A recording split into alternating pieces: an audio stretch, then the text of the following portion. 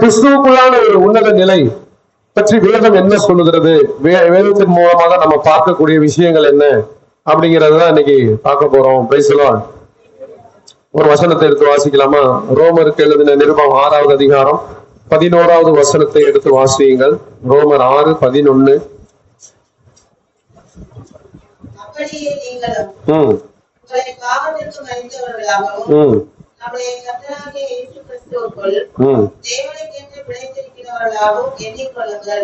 To live in Christ.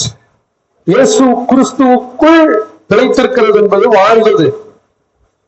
நான் பிழைத்திருக்கிறது அவருக்குள்ள அப்படின்னு தான் நீங்க என்னணும் அப்படிங்கறத நீங்க நினைச்சுக்கிட்டீங்கன்னா, நீங்க எப்படிப்பட்டவங்களா இருந்தீங்க, இப்ப எப்படியா இருக்கிறீங்க? நீங்களும் உங்களை பாவத்திற்கு மரித்தவர்களாகவும், பாவத்துக்கு என்ன செய்யாச்சு?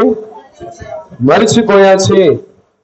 பாவம் என்பது என்னன்றதை நிறைய நேரங்கள்ல சொல்லி கொடுத்திருக்கிறேன். தேவனுடைய வார்த்தையை நம்முடைய வாழ்க்கையில நம்ம அத பிரயாசப்படுத்த நடைமுறைப்படுத்தும் பொழுது நம்ம பரிசுத்த ஜீவியம் ஜீவிக்கிறோம். தேவனுடைய வார்த்தையை விட்டு விலகக்கூடியதான காரியங்கள் எல்லாம் பாவமாக காணப்படுகிறது. தேவன் ஏதேன் தோட்டத்துல ஒரு வார்த்தை தான் சொன்ன, பழத்தை புசிக்காத அப்படின்னு தான் சொன்னார்.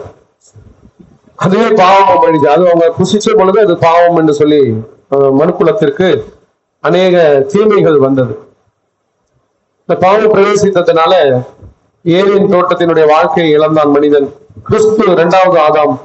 அவர் அந்த ஏதேன் தோட்டத்தினுடைய வாழ்க்கையை அவர் மூலமாக நமக்கு தேவன் தர வாஞ்சை உள்ளவராய், அவரை நம்முடைய பாவத்திற்கு மறிக்கும்படியாக செய்து நமக்கு அந்த உன்னத வாழ்க்கையை கொடுக்க தேவன் சித்தம் உள்ளவரான நம்ம ஜீவியம் பாலும் தேனும் ஓடுகிற கானான் தேசம். எப்படின்னா கிறிஸ்துவுக்குள்ளான ஒரு வாழ்க்கை வாழ, இயேசு கிறிஸ்துவுக்குள்ளான ஒரு வாழ்க்கை. நம்ம வெளிப்பிரகாரமான காரியங்கள்ல பார்க்கக்கூடிய சந்தோஷம், நம்முடைய பொழுதுபோக்கு, நம்முடைய வெளி உலக வாழ்க்கையில இருக்கக்கூடியதான சந்தோஷம், இதெல்லாம் ஒரு உன்னத சந்தோஷம் கிடையாது. தேவனுக்குள்ளாக அனுபவிக்கக்கூடிய சந்தோஷம் தான் அது உன்னத சந்தோஷம். தேவனுக்குள்ளாக வாழ்ற ஒரு வாழ்க்கையில இருக்கக்கூடிய அந்த சந்தோஷத்தை ஒருவர் புரிந்து கொண்டால் அதை விட்டு விலகி போக மனசு இருக்காது. என்ன அண்டர்ஸ்டாண்டிங் சில நேரத்துல லேட்டா வருது. சில பேருக்கு என்ன அந்த கிறிஸ்தவ வாழ்க்கைனாலே இப்படியேதான் சாமியார் வாழ்க்கையா அப்படிங்கிற மாதிரி சில பேர் பேசுறது. இந்த கிறிஸ்தவ வாழ்க்கைனா ஜபம் ஜபம் ஜபம் ஜபம்னு தான் இருக்கணுமா? சர்ச்சு சர்ச்சு சர்ச்சுன்னு தான் போகணுமா? வாரத்துக்கு ஒரு தடவை சர்ச்சுக்கு போயே ஆகணுமா? காலையில இருந்து பைபிள் படிச்சுதான் ஆகணுமா? ஆராதிச்சுதான் ஆகணுமா? துதிச்சுதான் ஆகணுமா? எப்பயுமே அவர் நினைவாதான் இருக்கணுமா? அப்படிங்கிறதுல இந்த கேள்விக்கு இடமே இருக்காது. ஏன்னா அதை அனுபவிச்சு அதை புரிஞ்சு கொண்டாச்சுன்னா அப்புறம் அதை விட்டு வெளியில வர்றதுக்கு மனசு இருக்காது. பாவத்தினுடைய வஞ்சனை சில நேரங்கள்ல இந்த அனுபவத்தை விட்டு வழிவிலக செய்ய என்னென்னலாம் உலகத்துல பாவங்களாக இருக்கிறது. தேவன் வேதத்துல இதெல்லாம் பாவம் என்று சொல்லி சொல்ற. குடும்ப வாழ்க்கை கசந்துருது, தனிப்பட்ட மன வாழ்க்கை, நம்முடைய மனசு ரீதியா சில அஃபெக்ட் ஆகிறோம். உடனே என்ன பண்றோம், அங்க உலகத்துல மதுபானம் இருக்கிறாங்க. மனம் மடிந்து போகிறவனுக்கு மதுபானத்தையும், மனக்கஷ்டவனுக்கு திராட்சை ரசத்தையும் கொடுங்கள், அப்பொழுது அதை மறந்துட்டு அவர் நினையாது இருக்கட்டும் அப்படின்னு நீதிமொழிகள்ல சொல்லுது. அதனாலதான் இயேசுவானவர் சிலுவையில இருக்கும் பொழுது அவர் ரொம்ப வேதனைப்பட்ட, அந்த சிலுவை மரணம் ரொம்ப கொடுமையானது. அதனால என்ன செய்வாங்க, மதுபானம் கொடுப்பாங்க. அதை தேவன் வாங்க மறுத்தார். இந்த வழியை முழுமையாக அனுபவித்தார் நமக்காக. இந்த இன்னைக்கு கிறிஸ்தவ ஜீவியத்துல சில பேர் அஃபெக்ட் ஆகி என்ன பண்ணிடுறாங்க, இந்த மாதிரி மதுபான வாழ்க்கைக்குள்ள போயிடுறாங்க, அடிமையாயிடுறாங்க. அப்புறம் அவங்களுடைய சரீரத்துக்கு அது ஒரு பெரிய ஒரு கேடா மாறுது, அடிமைத்தனமும். சில பேர் உலக சிற்றின்பங்கள்ல சிக்கி அதுக்குள்ளாக போயிடுறாங்க, உலக அன்புக்குள்ள போயிடுறாங்க, உலக அன்பை தேட ஆரம்பிச்சிடுறாங்க. இந்த அன்பை ருசிக்காதபடிக்கு தேவனுடைய உண்மையான இந்த அன்பை ஏன் ருசிக்கலைன்னா அதை முதலாவது புரிந்து கொள்ளணும். தேவனுடைய அன்பு எப்படிப்பட்டது என்பதை புரிந்து கொண்டால்தான் அதை நாம் ருசிக்க முடியும். கடவுளுடைய அன்பு எத்தனை விலையேறப்பட்டது என்பதை நாம் ருசித்து பார்க்கும் பொழுதுதான் அந்த அன்பினுடைய மகத்துவம், அந்த அண்டர்ஸ்டாண்டிங் வந்துடுச்சுன்னா இந்த அன்பை விட்டு வேற எதுலையுமே ஒரு சந்தோஷம் இருக்காது. கடவுளுடைய அன்பை நம்ம ஒரு விஷயம் ருசித்து பார்த்தாச்சுன்னா அந்த அன்பை தொடர்ந்து தேட தேட நமக்கு அதுலதான் நமக்கு வாஞ்சை அதிகமாக இருக்கும். தாவீது சொல்றான், மானது நீரோடை வாஞ்சித்து கதறுவது போல என் ஆத்துமா ஜீவனுள்ள தேவன் மேல தாகமா இருக்கிறது, வாஞ்சையா இருக்கிறது அப்படிங்கிறான். ஒரு அரசன், எல்லா வசதிகளும் நிறைந்த பெற்ற ஒருத்தன், இந்த அனுபவத்தெல்லாம் விட்டுட்டு அவங்க நினைச்சா எப்படி வேணாலும் வாழலாம். ஒரு ராஜா, என்னங்க ராஜா பிரதர், ஒரு ராஜா என்ன செய்யறான், எதை வேணாலும் அனுபவிக்கலாம். அவன் தேசத்துல எது வேணாலும் அவனால செய்ய முடியும். அவன் பாவம் செய்யறதுக்கு முற்படும் பொழுது அவன் இவனுடைய மனைவிய உரியா மனைவியை கூப்பிட்டு வர சொல்றான். அப்படி எல்லை மீறி சட்டத்தை மீறி பண்ற சில இதெல்லாம் அந்த ராஜாவுக்கு இருக்குது. ஆனால் அது தவறுன்னு உணர்ந்த பிறகு அவன் தேவன் மேலேயே வாஞ்சையாக நாடுறான். அதனால ஆண்டவர் தாவீது என் இதயத்திற்கு ஏற்றவன் என்று சொல்றாரு. அதனால பிரியமானவர்களே, தேவன் மேல வைத்திருக்கக்கூடிய அன்பு அது தற்காலிகமானதாக இருக்கக்கூடாம அது நிரந்தரமாய் அதை புரிந்து கொள்வதற்கு தேவனிடத்துல கேட்கணும். ரோமர் 5:5 சொல்லுது, தேவ ஆவியினாலே நம்முடைய இருதயங்களிலே தேவ அன்பு ஊற்றப்பட்டிருக்கிறது அப்படின்னு சொல்லப்பட்டிருக்கிறது. நானும் பல நேரங்கள்ல தேவனுடைய அன்பை ருசி பார்க்கிறதுக்கு ஆண்டவர்கிட்ட கேட்டது உண்டு. ஆரம்ப நாட்கள்ல ரசிக்கப்பட்ட காலத்துல பாவ வாழ்க்கையில இருந்த பொழுது பாவத்தினுடைய ருசி தான் பெருசா தெரிஞ்சிச்சு. பாவ வாழ்க்கையில இருந்ததான ருசி தான் ரொம்ப அதிகமா அது மேல கவனம் இருந்துச்சு. அப்ப தேவன் நம்மை ரசித்த பிறகு அவருடைய அன்பு எப்படிப்பட்டது என்பதை முதலாக அந்த கல்வாரி அன்பை, நமக்காக ஜீவன் கொடுத்த அந்த உன்னத அன்பை ருசி பார்க்க ஆரம்பித்தேன். ரசிக்கப்பட்ட பிறகு கூட சில பாவங்கள் தொடர்ந்து பிடிக்க ஆரம்பிச்சது. பழைய நண்பர்கள், பழைய சகவாசம், பழைய வாழ்க்கைக்குரியதான பின்மாற்றங்கள்லாம் வர ஆரம்பிச்சிச்சு. ஆனாலும் இந்த தேவ அன்பு என்னை கைவிடவில்லை. கடவுள் நான் வச்சிருக்க அன்போட அவர் வச்சிருக்க அன்பு ரொம்ப அதிகமான அன்பா இருந்துச்சு. அதனாலதான் நம்ம பல நேரங்கள் ஆண்டவர் தூக்கி எடுத்து நம்மளை விட்டு விடாம நம்மளை விலகாம அவர் வாக்கு கொடுத்தபடி நான் உன்னை விட்டு விலகுவதும் இல்லை, உன்னை கைவிடுவதும் இல்லை அப்படின்னு சொல்லி அந்த விலகாத அன்பு, நம்மளை கைவிடாத அந்த அன்பு, இந்த நாளில் கூட ஆண்டவருடைய மேலான அன்பு நம்முடைய ஜீவியத்துல நம்ம ருசி பார்க்க வேண்டும்னு தேவன் விரும்புகிறார். அந்த அன்பை ருசி பார்த்த பிறகு பின்மாற்ற வாழ்க்கைக்கு இடமே இருக்காது. பின்மாறி போகிறதற்கான ஒரு சூழ்நிலை இருக்காது. உலக சிற்றின்பங்கள், நம்முடைய மன இஷ்டங்கள் இதெல்லாம் துச்சமா போயிடும். உலக சிற்றின்ப இன்பங்கள்ல நம்ம இருதயத்தை விட்டும் போது அதனால எவ்வளவு பாதிப்புகள் வருகிறது, அதனால எவ்வளவு பிரச்சனைகள் வருகிறது. அப்ப மறுபடியும் தேவ சமூகத்திலே ஆண்டவரே அப்படின்னு சொல்லி பார்க்கணும். அதுக்கு முன்னாடியே நம்ம அவேர்னஸா விழிப்புணர்வா இருந்திருந்தோம்னா இந்த தீமைகள் நம்ம வாழ்க்கையை விட்டு விலகி போயிருக்கும் அல்லவா. கிறிஸ்து வாழ்கிறார், கிறிஸ்துவுக்கும் நான் இருக்கிறேன், கிறிஸ்து எனக்கும் இருக்கிறார். ஒரு கிறிஸ்தவனுடைய அடையாளமே இதுதான், ஒரு பெரிய அடையாளமே கிறிஸ்துவுக்குள் இருக்கக்கூடிய இந்த உன்னத வாழ்க்கை. பிரியமானவர்களே, நீங்கள் யார் அப்படின்னு சொல்லி சொன்னா முதலாவது எனக்குள் இருக்கிற கிறிஸ்து, எனக்குள் இருக்கிறவர் அப்படிங்கிற ஒரு ஆழமான தியானம் வேண்டும். அந்த உன்னத அனுபவம் தான் நம்ம வாழ்க்கையில பல சூழ்நிலைகள்ல நம்மை வெற்றி சிறக்க பண்ணுகிறதாய் காணப்படுகிறது. நம்ம ஜீவியத்தை ரொம்ப வித்தியாசப்பட்ட ஒரு ஜீவியமாய் மாற்ற வல்லது. நான் கிறிஸ்துவுக்குள் இருக்கிறேன், எனக்குள் கிறிஸ்து இருக்கிறார் அப்படிங்கிற அந்த அனுபவம் நம்மை தேவனுக்கு உகந்தவராய் மாற்ற வல்லதாய் காணப்படுகிறது. ஏன்னா நான் கிறிஸ்துவுக்குள் இருக்கிறேன் அப்படின்னு சொன்னா எதையுமே நானா தீர்மானிக்க மாட்டேன். அவர் தீர்மானிச்சு எனக்கு கொடுக்கக்கூடிய வாழ்க்கை, அவர் தீர்மானிச்சு எனக்கு வாழக்கூடிய வாழ்க்கை அப்படிங்கிற ஒரு சிந்தனை இருக்கும் பொழுது கிறிஸ்து அதிகமாக நம்மோடு கூட இடைப்படுகிறவராய் காணப்படுகிறார். அல்லேலூயா. பாவத்திற்கு மரித்தவர்களாகவும் பாவ வாழ்க்கைக்கு மரிச்சு போன ஒரு வாழ்க்கைதான் பாவம்னு சொல்லி சொன்னா எதெல்லாம் நம்ம பாவம்னு சொல்லிட்டு ஒரு லிஸ்ட் போடலாம். ஆனால் முதலாவது நான் வேத வார்த்தையின்படி என் ஜீவியத்தை கட்டுகிறேனா, வேத வசனத்தின்படி, வேத வசனத்துக்கு எவ்வளவுக்கு எவ்வளவு நான் முக்கியத்துவம் கொடுக்கிறேன், வேத வார்த்தைக்கு எவ்வளவுக்கு எவ்வளவு முக்கியத்துவம் கொடுத்து நான் ஜீவிக்கிறேன் அப்படிங்கிறது தான் எனக்குள்ள இருக்கக்கூடியதான ஒரு தியானம். நான் வேத வார்த்தையின்படி என் ஜீவியத்தை கட்டுவதற்கு நான் எதுவெல்லாம் நான் தேவனை தேடுகிறேன். அனுதின வாழ்க்கையில அவரை அறிவதற்கு, அவரை அறிகிற அறிவிலே நீங்கள் விருத்தி அடைய வேண்டும். எபேசியர் நிறுவனத்தில் எழுதுகிறார். அந்த கிறிஸ்துவுக்குள்ளான வாழ்றதில்ல, எவ்வளவு அவர்களை அறிகிற அறிவில நான் வளர்ந்திருக்கிறேன். கிறிஸ்து யாரு, நான் யாரு? கிறிஸ்துவும் தேவனும் எப்படிப்பட்டவங்க? கிறிஸ்துவும் பிதாவும் எப்படிப்பட்டவங்க? கிறிஸ்துவும் ஆவியானவரும் எப்படிப்பட்டவங்க? நான் எப்படிப்பட்டவனா இருக்கிறேன்? நான் எனக்குள்ள இருக்கிறவங்க யாரா இருக்கிறாங்க? அப்படிங்கிற அந்த உன்னத அனுபவத்தை நம்முடைய நினைவில் கொள்ள வேண்டும். அப்ப பாவத்திற்கு மறித்த ஒரு ஜீவியம் அப்படின்னு சொன்னா, இனி உலகத்துக்கு நான் சிலுவையில அறைந்திருக்கேன். ஒரு இடத்துல பவுல் சொல்றேன், உலகத்துக்கு எனக்கு சம்பந்தம் இல்லை. ஏசு தன் சீசர்களை பார்த்து சொல்றேன், நான் உலகத்தார் இல்லாத போல நீங்களும் உலகத்தார். உலகத்தாருக்குரியதான கிரியைகளை செய்ய நம்முடைய இருதயம் ஒருபோதும் நமக்கு அனுமதி கொடுக்க கூடாது. உலகத்தாரனுடைய கிரியைகள், நான் உலகத்தார் இல்லாத போல நீங்களும் உலகத்தாரா இல்ல. உலகத்தார் அப்படின்னா யாரா இருக்கிறாங்க? அவங்க மனம் போன போக்குல செயல்படுறவங்களா காணப்படுவாங்க. அவங்க இஷ்டத்துக்கு எது வேணாலும் செய்வாங்க. நீங்களும் நானும் நம்முடைய சுய இஷ்டத்துக்கு செய்கிறவர்களா அல்ல.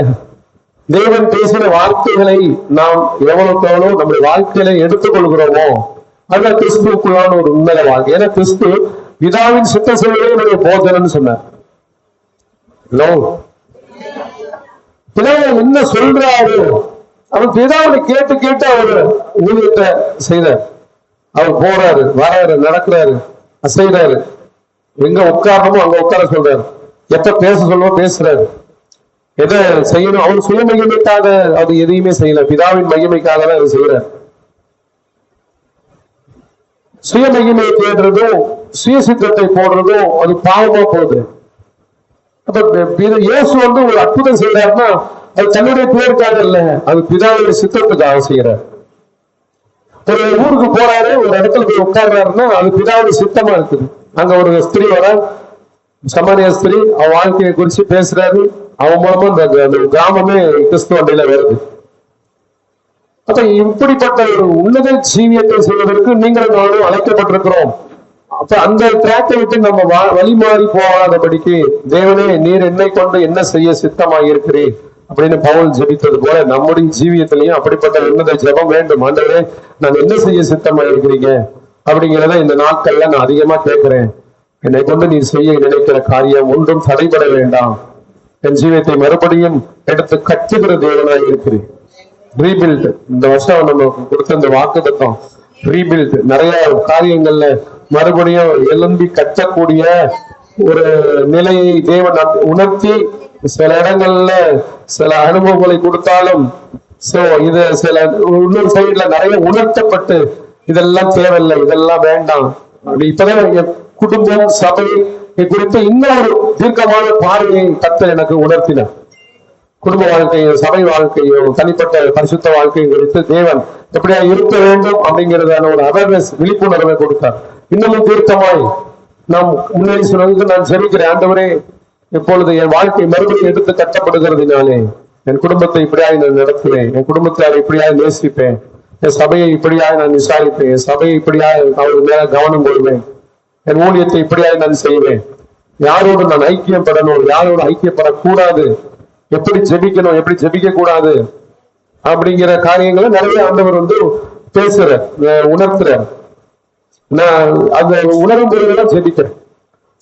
மறுபடியும் கட்டப்படக்கூடிய ஒரு உன்னத நிலைமை. நிறைய பேர் சபையோட ஐக்கியமா இருப்பாங்க, ஆனா கிறிஸ்துவோடு கூட ஐக்கியமா இருக்க மாட்டாங்க.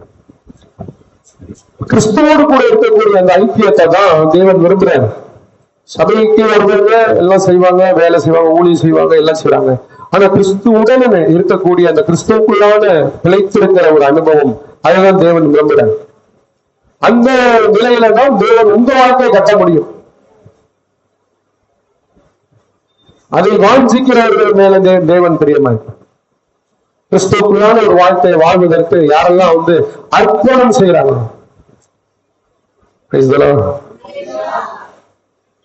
கிறிஸ்தவ வாழ்க்கை அர்ப்பணிப்பு சாதாரணமானது. ஜாய்ஸ் மேயர் சொல்றாங்க, சில கடினமான சூழ்நிலைகள் போக வேண்டியதாக இருக்கும், சிலரை விட்டுவிட வேண்டியதாக இருக்கும், சில பதவிகளை விட்டுவிட வேண்டியதாக இருக்கும்.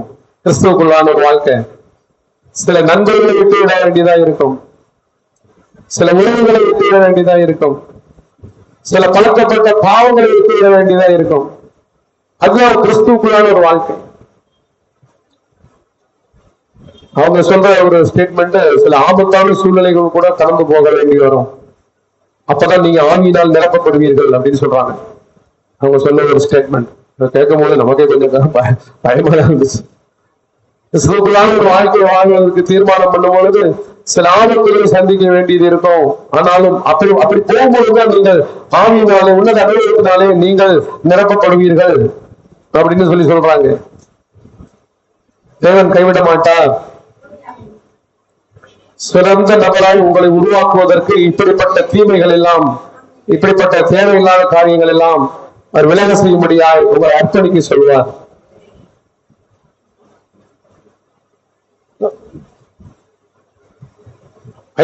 ஐடி இன்கம் டேக்ஸ் ஆபீசர், பெரிய ஒரு ஆபீசர், அவரு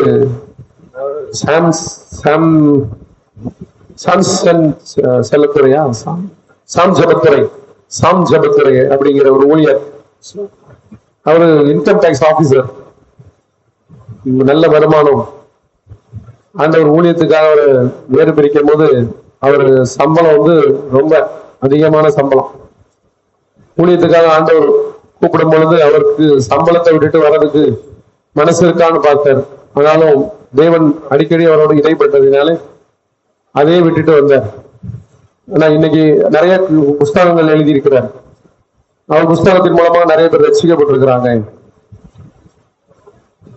தேவன் ஒரு காரியத்துக்கு உங்களை அர்ப்பணிக்க சொல்கிறார் என்றால் அதற்கு அதுல அவருடைய மகிமை, அவருடைய சித்தம், அவருடைய விருப்பம் அங்கே நிறைவேறுகிறது. இந்த உலகத்துல நீங்க அவருடைய சித்தத்துக்கு ஒரு வாய்க்காலாக செயல்படுகிறீர்கள். தேவனுடைய திட்டத்திற்கு உங்கள் மூலமாக அநேக மக்கள் சந்திக்கப்படுவார்கள், அநேக ஜனங்கள் தொடப்படுவார்கள். தேவ ராஜ்யத்துக்கு உங்களால பெருத்த ஆதாயம் காணப்படும்.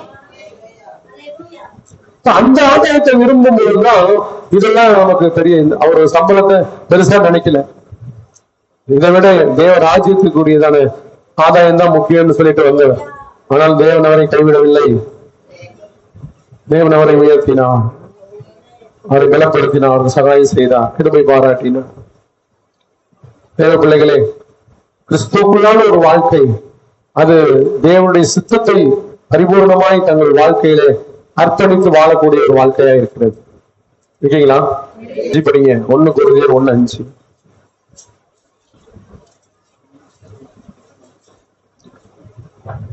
நீங்கள் இயேசு கிறிஸ்துவுக்குள்ளாய் எல்லா உபதேசத்திலும் எல்லா அறிவிலும் எல்லாவற்றிலும் சம்பூர்ணமுள்ளவர்களாக்கப்பட்டிருக்கிறபடியால், இயேசு கிறிஸ்துவுக்குள்ளாய் எல்லா உபதேசத்திலும் எல்லா அறிவிலும் மற்ற எல்லாவற்றிலும் சம்பூர்ணம் உள்ளவர்களாக்கப்பட்டிருக்கிறபடியால், எல்லாவற்றிலும் சம்பூர்ணம் உள்ளவர்களாக்கப்பட்டிருக்கிறபடியால், உபதேசத்திலையும் எல்லா அறிவு, தேவ அறிவு, தேவனை பற்றின அறிவு, வேதத்தை பற்றின அறிவு, கிறிஸ்துவை பற்றின அறிவு, மற்ற எல்லாவற்றிலும் சம்பூர்ணம் உள்ளவர்களாக்கப்பட்டிருக்கிறபடியால். ஹலோ, இருக்கீங்களா? எல்லா உபதேசம், டாக்டரின் சொல்லுவாங்க, உபதேசத்தை டாக்டரின் அப்படின்னு சொல்லுவாங்க. இந்த உபதேசத்துல இது படிக்க ஆரம்பிக்க இந்த ஒரு ஜென்மம் போதாதுன்னு தான் சொல்ல முடியும். அதனாலதான் இதோடு நிறைய நேரம் செலவு பண்றாங்க. இதை புரிஞ்சுக்கிட்டவங்க இதை நம்ம காலையில படிச்சுட்டோம் அப்படின்ற ஒரு கடமை உணர்வோடு கூட இல்லை.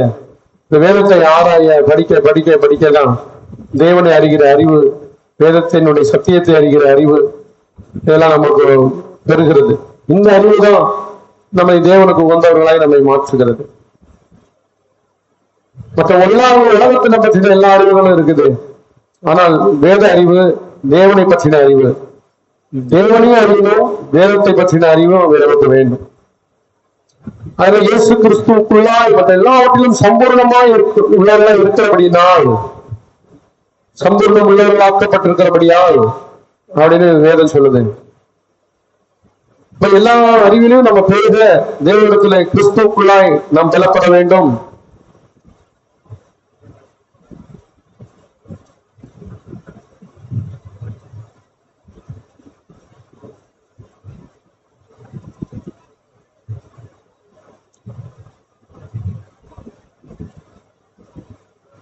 ரெண்டு கொரிந்தியர் 1ஆம் அதிகாரம் 20வது வசனம். 2 கொரிந்தியர் 1ஆம் அதிகாரம் 20வது வசனம். எங்களால் தேவனுக்கு மகிமை உண்டாகும்படி தேவனுடைய வாக்குத்தத்தங்கள் எல்லாம் இயேசு கிறிஸ்துவுக்குள் ஆமென் அவருக்குள் ஆமென் என்று இருக்கிறது.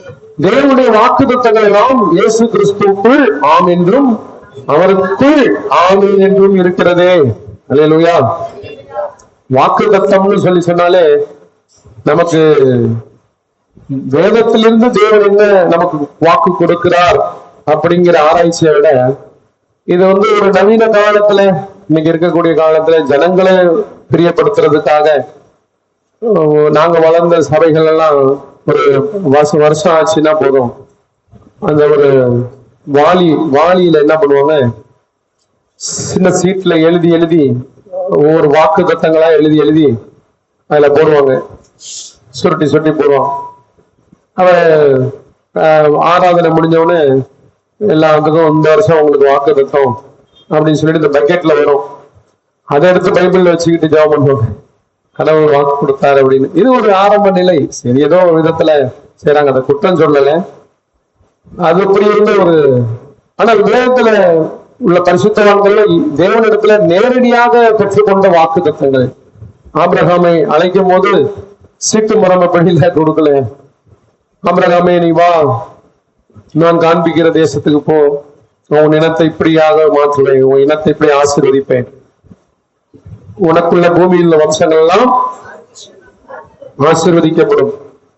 ஆபிரகாமுக்கு தேவன் என்ன வாக்கு பண்ணினாரோ, தேவனோடு அவன் என்ன உடன்படிக்கை செய்தானோ, அந்த கர்த்தர் அவனோடு என்ன உடன்படிக்கை செய்தாரோ அதெல்லாம் நான் போன வாரம் ஒரு வசனத்தை எடுத்து பேசுறேன்ல, கிறிஸ்து மூலமாக நமக்கு ஆபிரகாமுடைய உடன்படிக்கை வாக்கு தத்தங்கள் ஆசீர்வாதங்கள் நம்ம வாழ்க்கையிலே பலிக்க முடியாத கிருபை செய்கிறார் இயேசு கிறிஸ்துவுக்கு. வாக்கு தத்தன்றது அதுதான். தேவன் ஆபிரகாமை அழைத்து என்ன வாக்கு பண்ணி அவனை தேசத்துல ஒரு ஆசீர்வாதமாய் மாற்றினாரோ அது மாதிரி தேவன் நம்மையும் கிறிஸ்துக்குள்ளாக இருக்கும் பொழுது, கிறிஸ்துக்குள்ள என்னென்ன வாழ்க்கை, கிறிஸ்துக்குள்ள என்னென்ன எனக்கு கிடைக்கும், கிறிஸ்துக்குள்ள எனக்கு என்ன கிடைச்சது அப்படிங்கிற ஒரு ஆதார மனப்பான்மையில யோசனை பண்ணீங்கன்னா, ஆபிரகாமுக்கு தேவன் என்ன வாக்கு பண்ணி அவனை அழைத்து ஆசீர்வதித்து அவன் பேரை பெருமைப்படுத்தி அவனுடைய இனத்தை பெருமை செய்து நிச்சயமாக அவனை ஆசீர்வதித்து பண்ணுவேன்னு சொல்லி வாக்கு கொடுத்தாரா, அந்த வாக்கு நமக்கும் இயேசு கிறிஸ்து மூலமாய் பலிக்கும். இன்னைக்கு நமக்கு சீட்ல போடுறதும் கேலண்டர்ல பண்றதும், கேலண்டர் இருக்கா, கேலண்டர்ல இன்னைக்கு என்ன தேதி, ரைட்டு இன்னைக்கு இந்த வாக்கு தந்தோம், ரைட். அப்படி இல்லை. நம்முடைய முற்பிதா ஆபிரகாம், யாக்கோபு, ஈசாக்கு மூலமாய் தேவன் என்ன வாக்கு இதெல்லாம் படிச்சிருக்கீங்களா? ஆபிரகாமோடு தேவன் எப்படி இடைப்பட்டார், ஈசாக்கோடு எப்படி இடைப்பட்டார், யாக்கோபோடு எப்படி இடைப்பட்டு வாக்கு கொடுத்தார். நம்முடைய முற்பிதாக்கள், அவங்களுடைய முற்பிதாக்கள் அவங்களோடு செஞ்ச உடன்படிக்கை கிறிஸ்துவ மூலமாய் நமக்கும் உரிமை. உனக்கு சொன்னதை செய்யும் அளவும் உன்னை கைவிடுவதில் யாக்கோபுக்கு சொன்னாரு. அவன் கைக்கு செய்த பிரயாசத்தை ஆசீர்வச்சார். இருக்கீங்களா? அவனுக்கு என்ன இன்னைக்கு கிறிஸ்தவ வாழ்க்கையில நிறைய நேரங்கள்ல பண கஷ்டம், தொழில் ஆசீர்வாதம் இல்லை, கடன் வாங்கினேன், அதெல்லாம் சொல்றோம். ஆனா வாக்குகளை நினைவு கூர்ந்து தேவன் அந்த நீங்கள் முற்பிதாக்களுக்கு இப்படியாக ஆணையிட்டீரே, உங்களுடைய ஜெப முறைமைகள், உங்க ஜெப வாழ்க்கையில தேவ வாக்குகள் குறிச்சு தேவனிடத்துல கிளைம் பண்றீங்களா? வாக்கு திட்டங்களை சொல்லி ஆண்டவர்கிட்ட செபிக்கிறீங்களா? ஏன்னா இது இயேசு கிறிஸ்துக்குள்ள நீங்க இருக்கும்போது இந்த வாக்குகள் எல்லாம் உங்க வாழ்க்கையில சப்ளை ஆகும். ஹலோ, கவனிக்கிறீங்களா? கவனிங்க. வாக்கு தத்தத்தின் தேவன் அவர். God is God of promise. வாக்கு தத்தத்திலே உண்மை உள்ளவர் சொல்லுது. ஆபிரகாம், ஈசாக்கு, யாக்கோபு செய்த அந்த வாக்கு தத்தங்கள் எல்லாம் தேவன் நினைவு கூறுவார். எப்போ நம்ம அதை நினைவு கூர்ந்து ஜெயிக்கும் பொழுது, என் முற்பிதாவாகி ஆபிரகாமுக்கு இப்படி வாக்கு பண்ணினீரே, இப்படி உடன்படிக்கை செய்தீரே, என் ஜீவியத்திலோ நான் கிறிஸ்துவுக்குள்ளாக இருக்கிறேன் அப்படின்னா இந்த வாக்கு தத்தங்களுக்கெல்லாம் நான் உரிமை பாராட்டுகிறேன். இந்த வாக்கு தத்தங்கள்லாம் நான் நினைவு கூறுகிறேன். ஆண்டவரே, இந்த வாக்கு தத்தங்கள்லாம் எனக்குள்ளதாய் மாறட்டும். 175 வயசு வரைக்கும் வாழ்ந்த பலவீனம் வாழ்ந்ததான ஆபிரகாமை போல என் சரீரமும் மாறுவதாக அப்படி சொல்லி ஜெபிக்க பிரயாசப்பட வேண்டும்.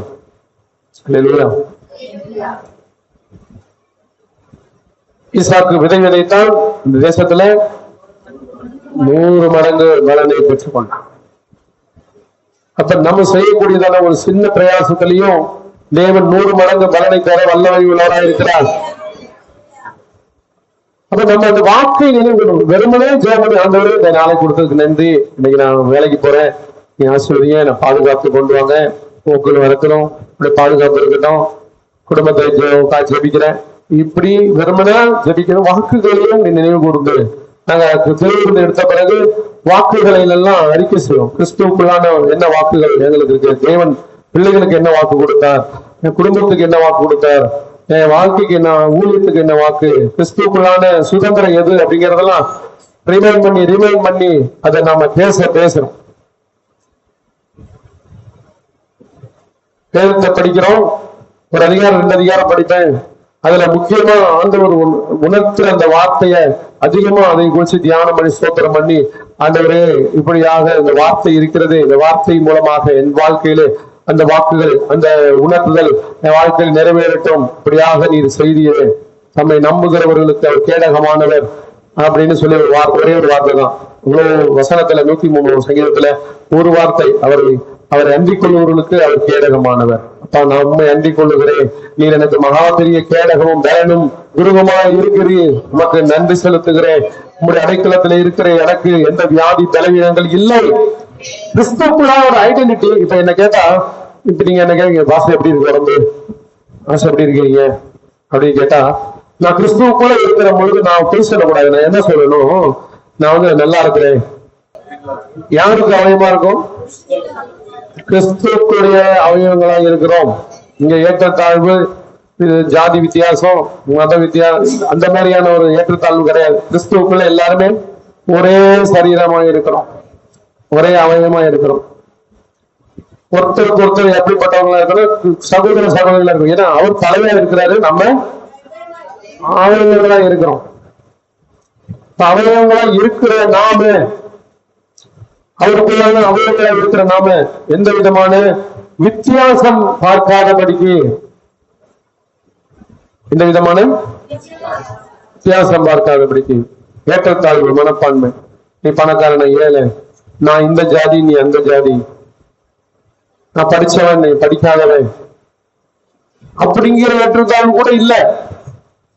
நீங்க எப்படி ஒரு சரீரத்தில் அவயமோ அவங்களும் அதே மாதிரிதான் அவயமா ஆண்டான் சேர்த்து கொண்டா. கிறிஸ்துவுக்குள் அவங்களும் இருக்கிறாங்க. சில பாரம்பரிய சபைகள் பாத்தீங்கன்னா இப்படிப்பட்ட வித்தியாசத்தின் அடிப்படையில் இருக்க. ஏன் நம்ம ஊர்லயே கூட இங்க வந்த சில சகோதரர்கள் சொல்லியிருக்காங்க, அந்த சபைக்கு போனேன், இங்க இருந்து நான் அங்க போனேன், அங்க உள்ளவங்க கேட்டாங்க, தம்பி நீ என்ன கேஸ்ட் அப்படின்னு கேட்டிருக்காங்க. ஏன் அதை கேட்கறீங்க அப்படின்னு கேட்கறதுக்கு மனசு இல்ல, கூணி குறுகி போயிருக்கிறாங்க. ஏன் சொல்ல வேண்டியதானே, நான் பரிசுத்த ஜாதிங்க அப்படின்னு சொல்ல வேண்டியதானே. நான் கிறிஸ்துவுக்குள்ள நம்ம எல்லாரும் ஒரே ஜாதியா இருக்கிறோம். எப்படிப்பட்ட ஜாதியா இருக்கிறோம்? அந்த பரிசு ஹோலி காஸ்ட், பரிசுத்த ஜாதின்னு சொல்ல வேண்டியதானே. ஸ்தோத்திரம். அஸ்டர் நீங்க சொல்றது கரெக்ட் தான், ஆனா சர்டிபிகேட்ல ஸ்கூல்ல கேக்குறாங்களே ஹோலி காஸ்ட்னு எழுத முடியுமா அப்படின்னு நீங்க கேட்கலாம் அறிவுபூர்வமா. நம்ம நாடு, சட்டம், போக்குவரத்து இதற்கெல்லாம் அப்பாற்பட்டது இந்த வேதத்தினுடைய உண்மைகள். அது இந்த மாம்ச பிரகாரமா உலகம் பார்த்து சொன்னதான ஒரு விஷயம். ஆனா கிறிஸ்துவுக்குள்ள நான் யாரா இருக்கிறேன், என் ஆவி மனிதன் எப்படிப்பட்டவனா இருக்கிறானா, இயேசு கிறிஸ்துவுக்குள்ளான ஒரு மனிதன். உங்களுக்கும் அந்த தாழ்வு மனப்பான்மை இருக்கக்கூடாது. நான் இந்த ஜாதகம் எனக்கு சர்டிபிகேட்ல சொல்லியிருக்கேன், எங்க அப்பா அம்மா எல்லாம் இந்த வகையில வந்தவங்க, அந்த எண்ணங்கள் வேறுபாடு உங்க சிந்தனையில இருக்கக்கூடாது. நான் கிறிஸ்துவுக்குள்ள நீதியா இருக்கிறேன், கிறிஸ்து என்னை நீதியாக வைத்திருக்கிறார், கிறிஸ்துவுக்குள் நான் நீதிமான். கிறிஸ்துவுக்குள்ள யாரா இருக்கேன்? நீதிமானா இருக்கிறேன், பரிசுத்த ஜாதியா இருக்கிறேன். ஏன்னா அவரோடு நினைச்சிருக்கிறார். அவரு உலகத்திலே பெரிய கேஸ்ட், அவரு பரிசுத்தர் பரிசுத்தர் பரிசுத்தர். அப்படிப்பட்ட பரிசுத்தர், அவரு போல ஒரு பரிசுத்தர் உலகத்துல யாருமே கிடையாது. அவரோட நம்மளை நினைச்சிருக்கிறாரு. அவரோட நம்ம இணைக்கப்பட்டிருக்கிற நாம நான் இந்த ஜாதிங்க நான் அந்த ஜாதிங்கன்னு நமக்குள்ளே ஒரு வேறுபாடு வைக்கலாமா? ஆண்டவர் பச்சை பதம் பார்த்தாருன்னு நம்மள எங்க போறது? இந்த மூலத்துல உங்களுக்கு வேணா பெருசா ஜாதி தெரியலாம், ஆனா ஆண்டவர் ஜாதி பார்த்தாருன்னா, ஹலோ, பிரஜாதிகளா இருந்த நம்மளே கிறிஸ்துவுக்குள்ள இணைச்சு கொண்டிருக்கிறாரு. அவரு ஜாதி பார்க்கல. அப்ப நம்மளும் நம்முடைய சகோதரர்களாக சகோதரிகளாக கிறிஸ்துவுக்குள்ள என்னுடைய அவயங்கள் அப்படிங்கிற ரீதியில தான் நம்முடைய எண்ணங்கள் மாற வேண்டும். அந்த வசனத்தின்படி அல்லேலூயா.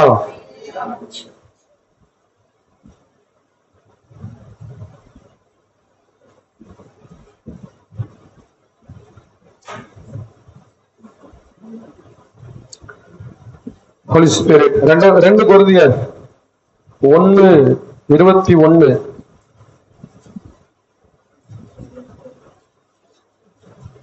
2 கொரிந்தியர் 1:20.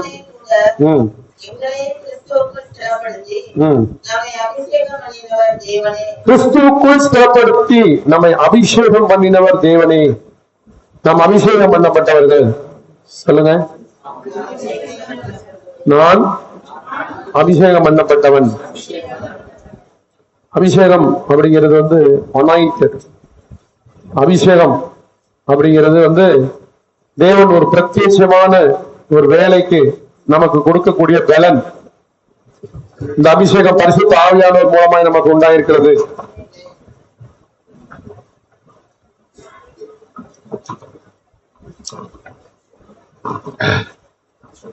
பரிசுத்த ஆவியானவர் வரும்பொழுது நீங்கள் பலனடைந்து, ஆவிக்குரிய சபையில ஞானஸ்நானத்துக்கு பிறகு அடுத்த ஒரு கட்டம் பரிசுத்த ஆவியானவருடைய அபிஷேகம்.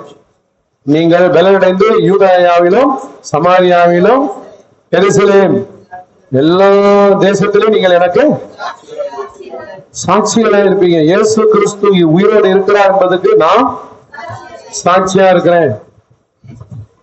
அப்படிங்கிறதுக்கு பலனடைந்தால் தான் முடியும். இயேசு உயிரோடு இருக்க நீ பாத்தியா? ஆமா, வேத வசனம் சொல்லுகிறது. வேத வசனம் சொல்லுகிறதை நான் நம்புகிறேன். இந்த நம்பிக்கையை கொடுக்கிறது பரிசுத்த ஆவியானவர். இந்த நம்பிக்கையின் அடிப்படையில் வாழ்க்கையில் கிரியை செய்கிறார். கவனிங்க. அப்ப ஆவியானவர் நம்மளை அபிஷேகம் பண்ணுகிறார். ஆவியானவருக்குள் தப்பித்தான் நமக்கு அபிஷேகம் பண்ணுகிறார். நமக்கு ஒரு மேலான ஒரு பலன் இருக்கிறது இந்த உலகத்துல அவருக்கு சாட்சியா வாழ்வதற்கு. அபிஷேகம் இல்லாத நிலையில நம்ம சாட்சியா வாழ முடியாது. அபிஷேகம் பெறும் பொழுதுதான் நம்ம இயேசுக்கு வல்லமையுள்ள சாட்சிகளாய் மாற முடியும். இல்லைன்னா தேவனை மறுதளிச்சிருவோம். இல்லைன்னா இயேசு உயிரோடு இருக்கிறார்ன்றதுக்கு சந்தேகம், அவிசுவாசம், நிறைய பிசாசு நம்மளை கவிழ்க்க பார்ப்பான். அந்த அபிஷேகம் தான் நம்மளை பலப்படுத்தி இயேசுவானவர் ஜீவிக்கிற ஆண்டவர் அப்படிங்கிறது நம்மளுடைய இருதயத்துல அச்சாரமானவர் நம்மை உறுதிப்படுத்துவார். மற்ற சபைகள்ல உறுதிப்படுத்துதல் சொல்லுவாங்க. நம்ம எப்படி அபிஷேகம் சொல்றோம்? நீ பர்சனல் அபிஷேகம் பெற்றியா அப்படின்னு கேட்போமா? மற்ற சபைகள் என்ன சொல்லுவாங்க? ரோமன் கேத்தலிக் சபை, சிஎஸ்ஐ எல்லாம் உறுதி பூசுதல் அப்படிங்குவாங்க. எண்ணெய் எடுத்து தலையில வைக்குவாங்க. அது ஒரு சடங்கு. அதுதான் பரிசுத்தாவி. எண்ணெய்க்கு அடையாளமா இருக்கு. அந்த பழைய ஏற்பாட்டுல எல்லாம் எண்ணெயினாலதான் அபிஷேகம் பண்ணுவாங்க. ஒரு ராஜாவா அபிஷேகம், ஒரு ஆசாரியனா எண்ணெய் வச்சுதான் என்ன பண்ணுவாங்க.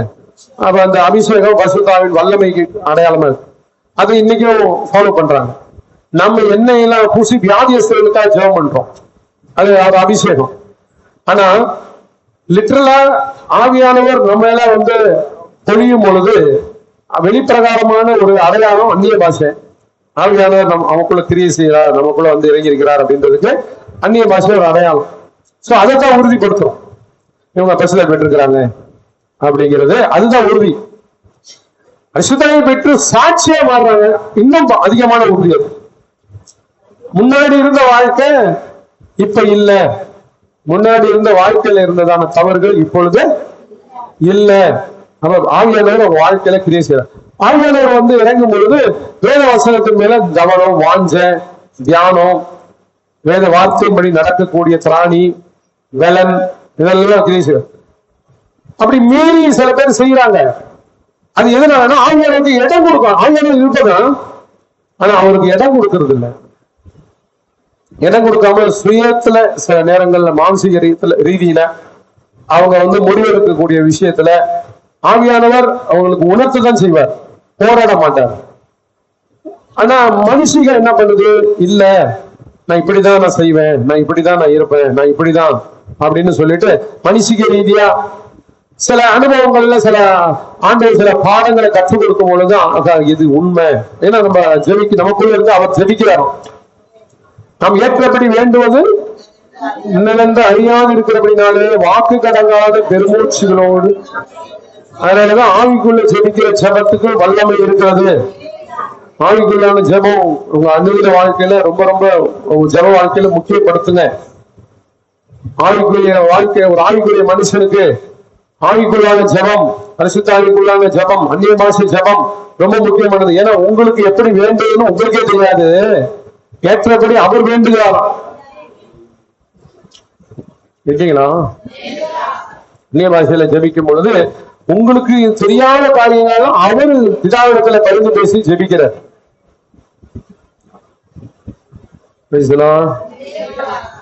பிதாவிடத்துல சொல்லி ஜெபிக்கிற ஜெபம் அவர் விருப்பத்தை உங்க மூலமா செயல்படுத்துவதற்கு ஆவியானவர் உதவி செய்கிறார். Is a helper, is suitable helper, is a comforter, is an advocate. வழக்காடுகிறாரு நமக்காக. நம்ம சில நேரங்கள்ல சில தவறுகளை செய்யும் பொழுது வழக்காடுறாரு, இதற்காக இயேசு ரத்தம் சிந்தி இருக்கிறார், பிதாவே மன்னியும் மறுபடியும் உணர்த்தி, ஏன்னா அவர் கன்விஷன் பண்றாரு, உணர்த்துறார். சத்தியாவையானவர் வரும்பொழுது சகல சத்தியத்திற்கும் உங்களை நடத்துவார், கண்டித்து போதித்து உணர்த்துவார், ஆவியானவருடைய நெருப்பூட்டுவார். இந்த அபிஷேகம் அதனாலதான் ரொம்ப முக்கியம். அபிஷேகம் ரொம்ப முக்கியம். ஞானஸ்நானம் பெற்றதோட இருக்கக்கூடாது. ஜோசப்பு அஸ்வித் அசுத்தாவிக்குள்ள பிரச்சனை பெற்றீங்களா? நீங்க பெற்றாச்சு, நீ பெறல இன்னும் பெற்றியா? அந்நிய பாஷை பேசுவியா? சரி, சந்தோஷம். அசுத்தாவிக்குள்ளான ஒரு ஜபத்தை அனுதின வாழ்க்கையில ஏறெடுக்கணும். ஹல்லேலூயா. இறுதியா ஒரே வசனம் சொல்லி தேவமணி முடிக்க போறோம். 2 கொரிந்தியர் 2வது அதிகாரம் 14வது வசனம்.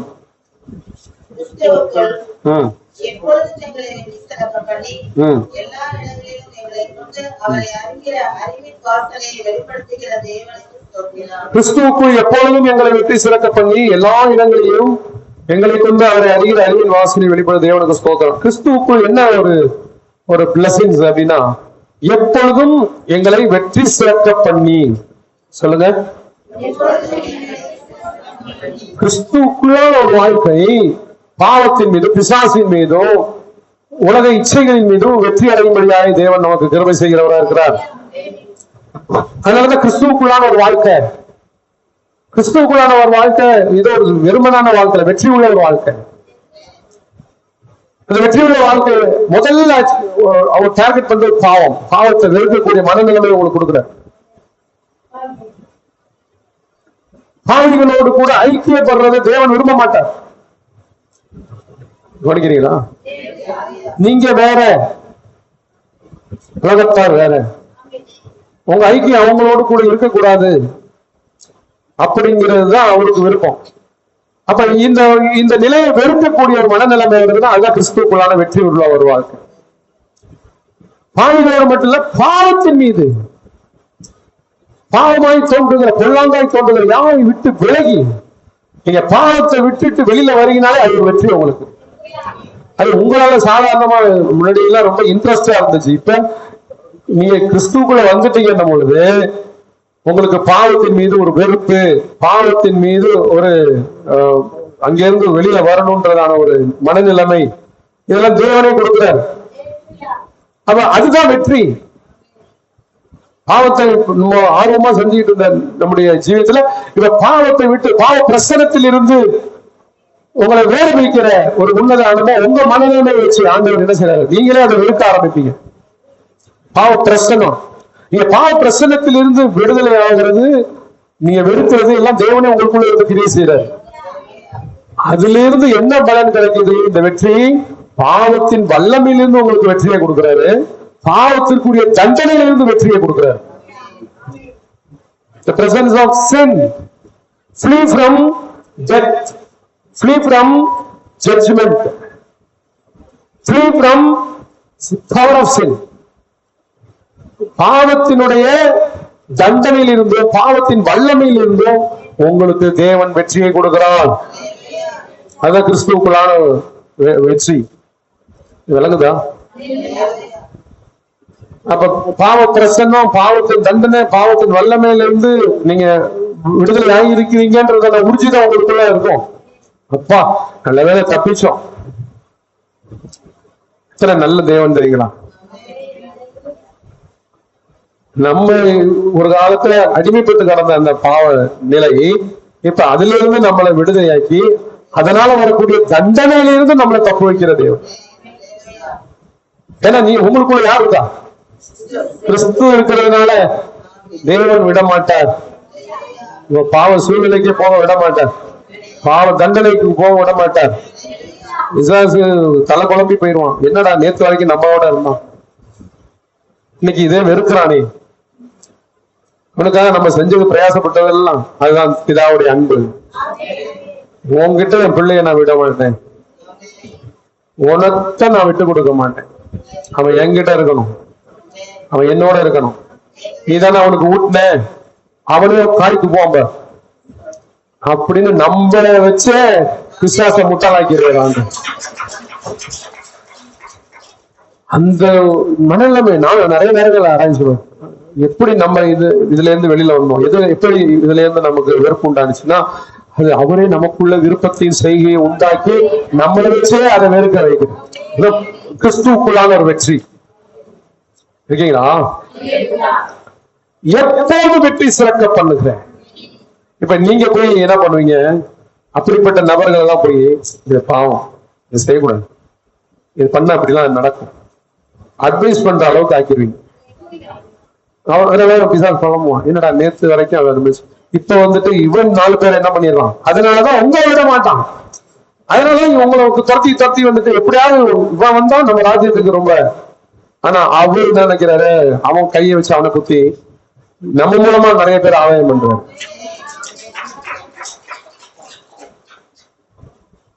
வெற்றிய பெற்ற தேவன் சிலுவையில வெற்றி பெற்றாரா? விசுவாசின் தலையை நசுக்கினாரா? பாவத்தை தொலைச்சு போட்டாரா? பாவம் நம்ம மேல விழுந்த பாவத்தை எல்லாம் அவர் ஏற்றுக்கிட்டார்.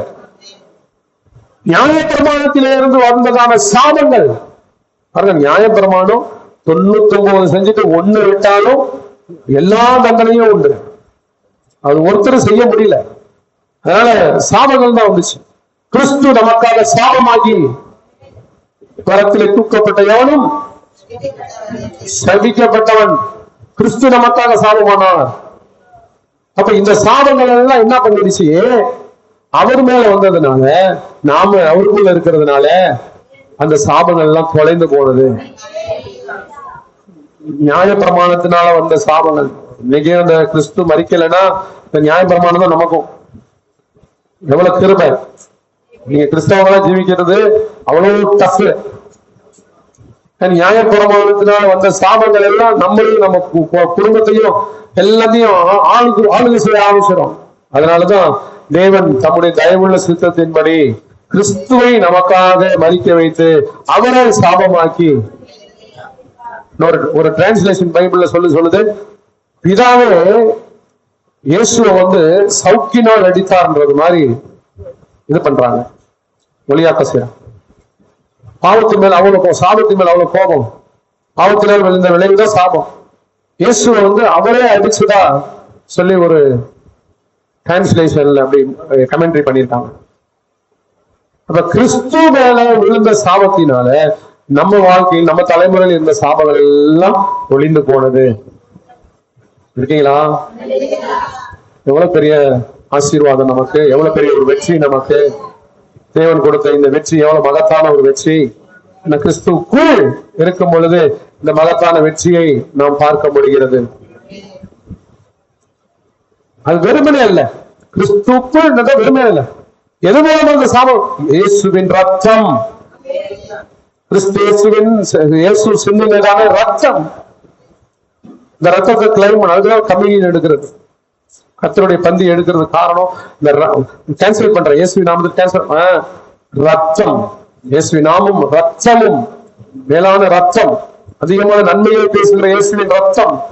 இந்த ரத்தத்தினாலே என் வாயிலிருந்து புறப்பட்ட தவறான வார்த்தைகள், ஆண்டவரே, என் பாரம்பரியத்திலிருந்து வந்த தவறான சாபங்கள், என்னுடைய மூதாதையர்கள் செய்த சாபம், நியாயப்பிரமாணத்தில் வந்த சாபம் எல்லாம் இயேசுவின் ரத்தத்தினாலே கழுவப்பட்டது. இயேசுவின் ரத்தத்தினாலே கேன்சர் ஆனது. இப்படி இயேசுவின் ரத்தத்தை கிளைம் பண்ணி ஜெபி. கிறிஸ்துக்குள்ளான வெற்றி மகத்தான வெற்றி. ஒரு மனுஷனும் பயப்பட வேண்டிய அவசியமே இல்லை. இந்த மகத்தான வெற்றியை தேவனை நமக்கு இலவசமாய் கொடுத்திருக்கிறார். அந்த வெற்றி பெற்ற பிள்ளைகளாய் நீங்கள் தலை நிமிர்ந்து நடக்க வேண்டும். அல்லேலூயா. எழுந்து ஜெபிப்போமா?